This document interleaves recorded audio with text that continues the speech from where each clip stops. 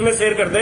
और भाई दोबारा से फिर से अच्छे जुड़ चुके हैं, मुझे इस बात का पूर्ण विश्वास है कि बड़ा प्यार करते हैं, बड़ा मान सम्मान करते हैं। तो भाई अपना मुद्दा पहला शुरू करने से पहले मैं ये कहता हूं, एक बार ध्यान से सुनो और इसको शेयर करें ज्यादा से ज्यादा, ताकि सभी तक हमारी आवाज, हमारी बात, हमारा मुद्दा, हमारा विषय सभी तक पहुंचे और सभी को पता लगे आज का मुद्दा क्या है। सभी को जय महाराणा जय भवानी। शुरू करते हैं भाई मुद्दा अपना।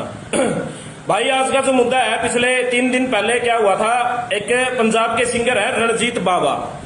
रणजीत बावा मेरे ख्याल से बहुत सारे भाई जानते ही होंगे, एक अच्छे खासे सिंगर है, फेमस सिंगर है, लोग फॉलो भी करते हैं उनको, उनके गाने भी सुनते हैं, बहुत सारे उनके गाने पहले भी आए हैं। और अभी 3 दिन पहले उन्होंने कि यूट्यूब पे गाना अपलोड किया था, अपने पर्सनल यूट्यूब अकाउंट से गाना अपलोड किया था जिसका नाम था किन्ने आए किन्ने गए।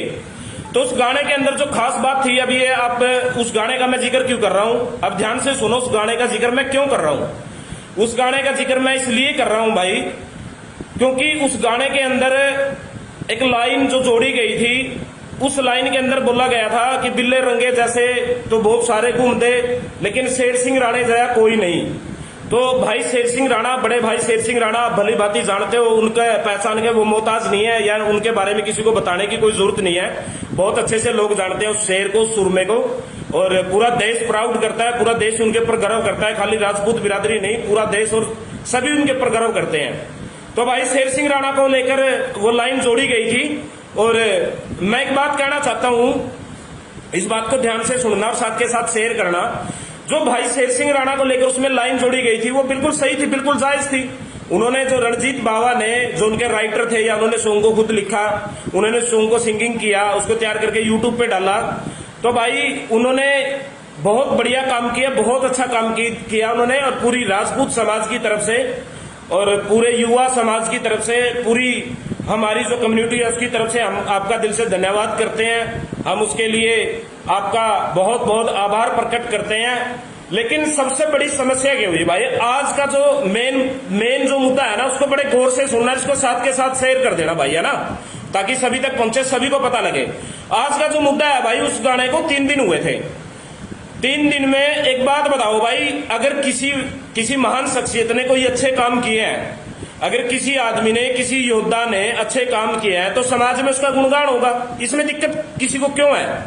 सबसे बड़ा प्रश्न ये है भाई, लोगों को इस बात से दिक्कत क्यों हुई?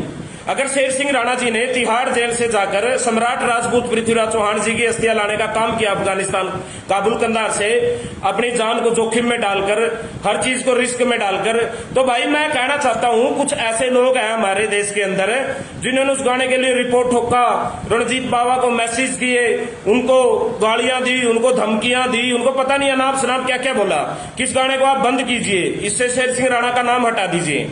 तो मैं उनसे पूछना चाहता हूं भाई, आप लोगों को आपत्ति क्या है उस चीज से? शेर सिंह राणा के नाम लेने से आप लोगों को आपत्ति किस बात से है? या तो आपको राजपूत कम्युनिटी से आपत्ति है, या फिर शेर सिंह राणा से आपको दिक्कत है, क्योंकि है दोनों एक ही चीज। शेर सिंह राणा राजपूत है और राजपूत कम्युनिटी से शेर सिंह राणा बिलोंग रखता है, और राजपूत कम्युनिटी का नाम शेर सिंह राणा के साथ हमेशा रहेगा। तो आप लोगों को दिक्कत किस बात से है?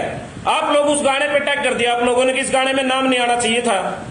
आपने उस गाने की कड़ी को, उस गाने में जो उसकी प्रशंसा की गई है, जो उसका मान सम्मान दिखाया गया, जो उसको सुरमा दिखाया गया है, वो इसलिए दिखाया गया है कि वो अपने भारत की जेल से निकलकर सम्राट पृथ्वीराज चौहान जी की अस्थियां लेकर आया, और उस सम्राट पृथ्वीराज चौहान जी की अस्थियां लेकर आया जो हमारे देश के प्रधानमंत्री, गृह मंत्री, रक्षा मंत्री, हमारे देश की जो एम्बेसी है, और हमारे देश की जो RSS, जो राष्ट्रवादी हिंदू जो संगठन है जिनका, वो उस काम को नहीं कर सकी पिछले कई सालों से, पिछले बहुत सारे सालों से उस काम को नहीं कर सकी, वो शेर सिंह राणा ने किया, तो दुनिया लोहा मानेगी।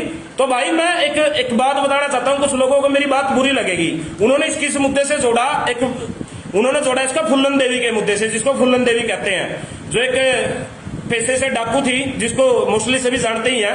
तो फुल्लन देवी के मुद्दे से उन्होंने जोड़ दिया कि फुल्लन देवी का हत्यारा है, फुल्लन देवी का मर्डर किया, शेर सिंह राणा की आप तारीफ कर रहे हो। तो मैं उनको जानकारी के लिए बता दूं भाई, उनको जानकारी के लिए बता दूं, सबसे पहली बात सुने, वो लोग भी जुड़े इस लाइन में आए, और सवाल जवाब करे। मैं खुद चाहता हूं उनको जवाब देना, वो सवाल जवाब करें और बताएं उनकी मानसिकता क्या है। क्या तुम लोगों की, मैं फूलन देवी को 2 मिनट के लिए साइड में रख देता हूं, क्या तुम लोगों की ऐसी मानसिकता है क्या?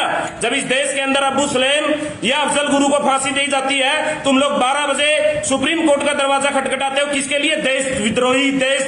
देशद्रोही ताकतों के लिए तुम लोग सुप्रीम कोर्ट का दरवाजा खटखटाते हो कि इसको फांसी मत दो, अफजल गुरु को फांसी मत दो, अबू सलेम को फांसी मत दो। पाकिस्तान के अंदर चुनाव होते हैं, हमारे रिजल्ट आते हैं, आप लोग दिल्ली के अंदर बम मचाने का काम करते हो। क्या उस सोच के वामपंथी सेकुलरिज्म कीड़े हो आप लोग? आप हिंदू चलाते हो। अब राजपूतों को हमेशा टैग किया जाता है, किस चीज के लिए टैग किया जाता है भाई? हमें खुद बोला जाता है, हमारे ऊपर ठप्पा लगा रखा है कुछ लोगों ने, कुछ बिरादरी के लोगों ने, कुछ गंदी सोच रखने वाले लोगों ने हमारे ऊपर ठप्पा लगा रखा। किस बात का ठप्पा लगा रखा है? कि हम जातिवादी हैं, हम अपने समाज की बात करते हैं, हम जातिवाद की बात करते हैं। तो मैं उनको बताना चाहता हूं, हम तो हिंदुत्व की हजारों वर्षों से हमारे महापुरुषों ने बात की, उनके लिए लड़े, त्याग किया। जब हमारे महापुरुष लड़े थे, वो अकेले राजपूतों के लिए नहीं लड़े थे, वो पूरी 36 बिरादरी के लिए, पूरे धर्म के लिए लड़े थे। और आज आप लोग इस तरह का घटिया काम करोगे, इस तरह की घटिया मानसिकता दिखाओ। कहां से हिंदू का भाईचारा कायम होगा? कहां से हिंदू बनेंगे? मुझे पहले ये बताओ। जिसको आप रणजीत बावा को खालिस्तानी बोलते हो, मैं मान लेता हूं वो खालिस्तानी है, वो खालिस्तान को सपोर्ट करता है, लेकिन जब उसने हिंदुत्व के लिए अच्छी बात की तो आप लोगों ने कितना सपोर्ट कर दिया? बताइए इस बात का जवाब। जब उसने हिंदुत्व की बात की, एक हिंदुत्व के शेर का मान सम्मान किया, एक सूरमे को बढ़ा चढ़ाकर दिखाया, तो आप लोगों ने कितना मान सम्मान कर दिया उस आदमी का। आप लोगों से तो ये भी बात हजम नहीं हुई, आप लोगों से तो ये भी एक्सेप्ट नहीं।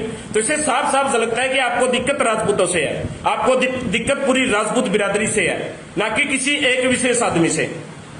दूसरी बात है, फूलन देवी वाले मैटर पे आता हूं, जो 2 मिनट के लिए साइड में रखा था। जो लोग बोलते हैं ना कि शेर सिंह राणा फूलन देवी का हत्यारा है, जो लोग बोलते हैं कि फूलन देवी को मारा था, तो उन लोगों को मैं एक बात कहना चाहता हूं मेरे भाई, फेसबुक पर आकर बोलना, फेसबुक पर आकर ये बातें करना कोई बड़ी बात नहीं है।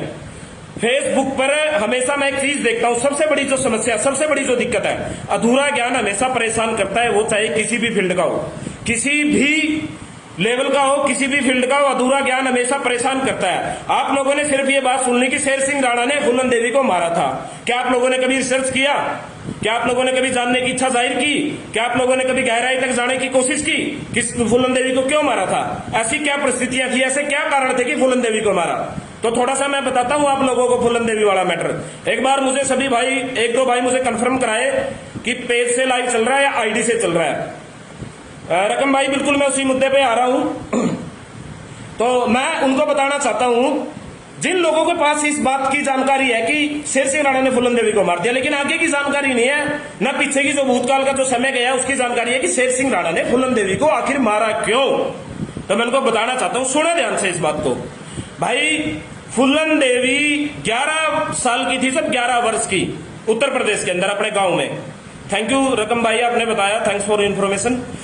तो 11 साल की थी, तब उसके घर वालों ने उसकी जो उसके चाल चलन थे, जो उसका सिस्टम था, उससे परेशान होकर उसकी शादी उस टाइम कर दी थी 11 साल की उम्र में। 11 साल की उम्र में उसकी शादी होने के बाद वो अपने घर वाले को 2 या 3 साल के बाद ही छोड़ के जाने की बातें करने लगी कि मेरे ससुराल पक्ष के मुझे परेशान करते हैं, मुझे ऐसा करते हैं, मेरे साथ मारपीट करते हैं, फलाना करते हैं। चलो हम भी मान लेते हैं भाई, कई बार किसी को गलत ससुराल मिल जाता है, उसके साथ अत्याचार हो रहा है या उसके साथ किसी प्रकार का ऐसा गलत व्यवहार हो रहा है, तो वो छोड़ के जा सकती है। चलो कोई बात नहीं भाई, वो 2-3 साल के लिए छोड़ के चली जाती है। तो वो उसके बाद एक जो विक्रम मल्ला है उसके कांटेक्ट में वो आती है, तो फिर उससे वो अपनी प्रेम लीला, जो उसकी रास लीला थी, वो रचाती है उसके साथ। फिर वो विक्रम मल्ला के कांटेक्ट में रहती है। उसके बाद विक्रम मल्ला के कांटेक्ट में रहते रहते उसकी जो सोच थी, ध्यान से सुनना इस बात को, मैं किसी जाति धर्म को, किसी विशेष को टारगेट नहीं कर रहा हूं, लेकिन मेरे पास जो जानकारी है मैं आप तक पहुंचाने का काम कर रहा हूं। इस जानकारी को ध्यान से सुने। तो उसने उसके बाद जो उसकी सोच थी, अब उसकी सोच कैसी थी? उसकी सोच थी बिल्कुल बागी टाइप। वो इस दुनिया में नाम कमाना चाहती थी, चाहे वो गलत करके कमाए, चाहे वो अच्छा करके कमाए, चाहे किसी को नीचा दिखा के कमाए, चाहे किसी को इल्जाम लगाकर कमाए। तो उसके बाद वो धीरे धीरे, उस टाइम क्या था, चंबल में डाकुओं का उस टाइम पूरा बोलबाला था, और चंबल में और भीड़ों में डाकू रहते थे उस टाइम। तो उसने क्या किया, उनसे कांटेक्ट, धीरे धीरे उनके कांटेक्ट में आई। तो आप समझ सकते हो, जब एक लेडी, जब एक औरत डाकुओं के कांटेक्ट में आएगी तो क्या वो सुरक्षित रह पाएगी? हो सकता है वो जान से सुरक्षित रह जाए, लेकिन वो इज्जत से सुरक्षित नहीं रहेगी। आपको इस बात को एक्सेप्ट करना पड़ेगा, मानना पड़ेगा। ये खास